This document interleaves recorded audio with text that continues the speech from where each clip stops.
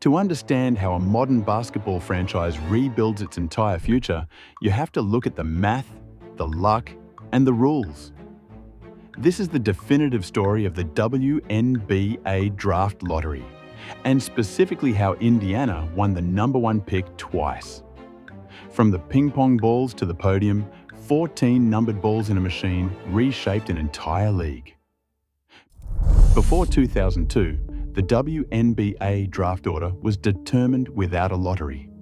Teams simply picked in reverse order of their records, which sounds fair until you realize it was not. As the league matured, the need for a more competitive system became obvious. So in 2002, the WNBA introduced its draft lottery, borrowing heavily from the NBA's model, but adapting it to a smaller league. Here's how it works. 14 ping pong balls, numbered 1 through 14, are placed into a machine, and 4 balls are drawn at random to create a 4-digit combination. There are 1,001 possible combinations of those 4 digits, and one combination, 11, 12, 13, 14, gets discarded, leaving exactly 1,000 usable combinations. Those 1,000 combinations are then distributed among the lottery teams based on their records.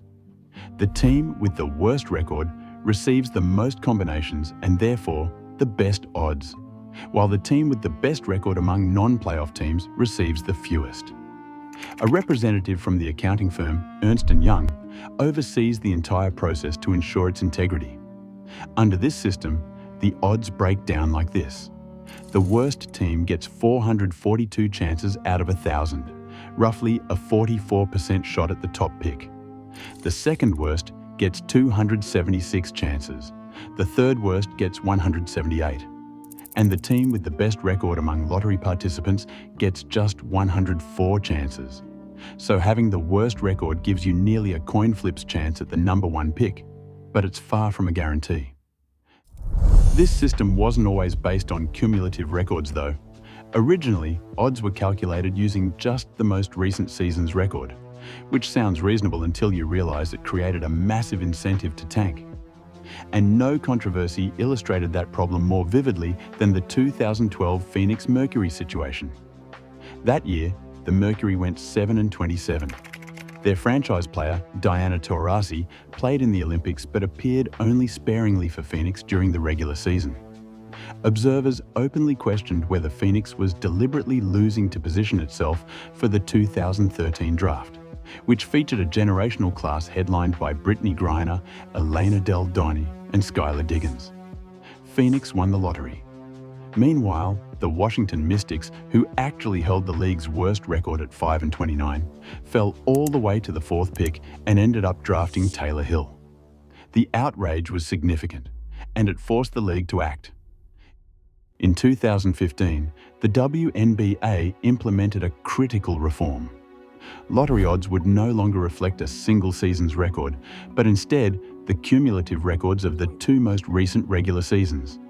This was elegant in its simplicity. Tanking in any single year became far less rewarding because your odds were now averaged over 2 years, meaning you couldn't throw one season away and expect to jump straight to the front of the line.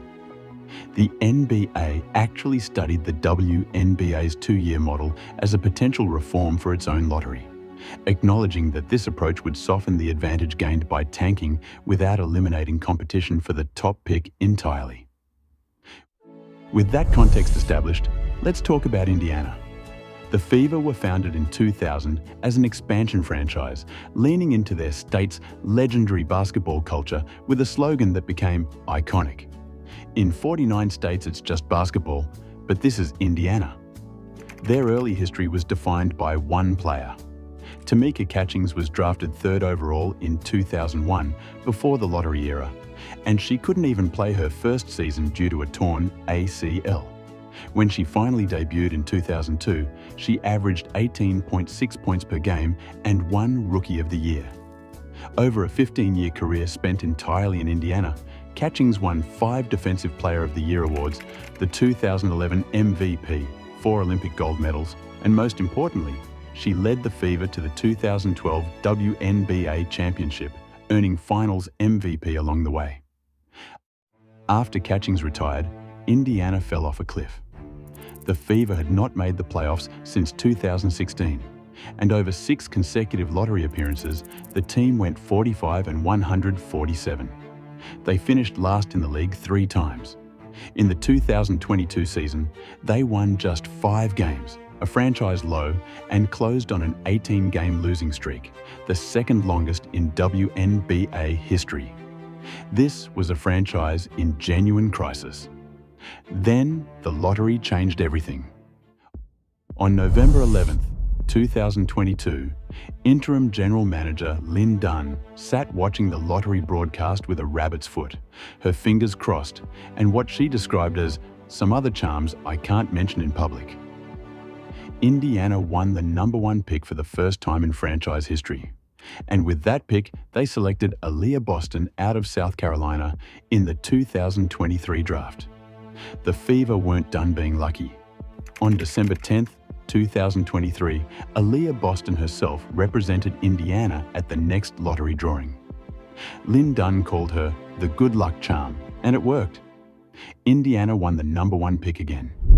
With a cumulative 2-year record of 18 and 58, they'd entered the drawing with the best odds at 442 out of 1,000, beating out Phoenix at 276, Los Angeles at 178, and Seattle at just 104. Boston's reaction captured the moment perfectly. "It's just going to be another talented player that we can use to help build us back to the franchise the Fever were," she said. With that second consecutive #1 pick, Indiana selected Caitlin Clark on April 15th, 2024. What happened next redefined the economics of women's basketball entirely. The Caitlin Clark effect was staggering. Indiana set a new single-season home attendance record with 340,715 fans. Their combined home and road attendance reached 643,343 over 40 games, a league record that sat more than 200,000 ahead of the next closest team. After averaging roughly 4,000 fans at home games the previous summer, the Fever jumped to over 17,000 per game. Ticket sales increased 265%. Jersey sales rose more than 1,000%. One analyst determined Clark was responsible for 26.5% of all WNBA economic activity that season, covering merchandise, ticket sales, and television revenue. Her regular season debut against Connecticut became the most-watched WNBA game since 2002. The 2024 draft itself averaged 2.45 million viewers, the most in draft history. Indiana's franchise valuation soared to $370 million, and Clark's presence pushed the overall value of the WNBA past the billion-dollar threshold. Indiana wasn't the first team to win consecutive lotteries, though.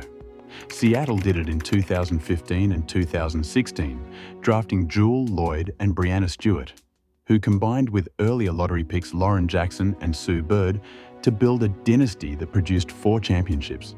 The Las Vegas Aces went even further, winning 3 consecutive lotteries from 2017 through 2019, drafting Kelsey Plum, Aja Wilson, and Jackie Young to form the core of a perennial contender.